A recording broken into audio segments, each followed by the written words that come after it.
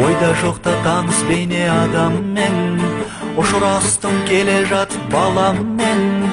Фотограф болатығын ол кісі, сағынышпен сол кезде еске алам мен. Әкем үйге келе жатқан мен алып, саябақта сәл кідірдік дем алып. Фотограф келе қалды сол сәтте, жанымызға жүзі жылы өң анық.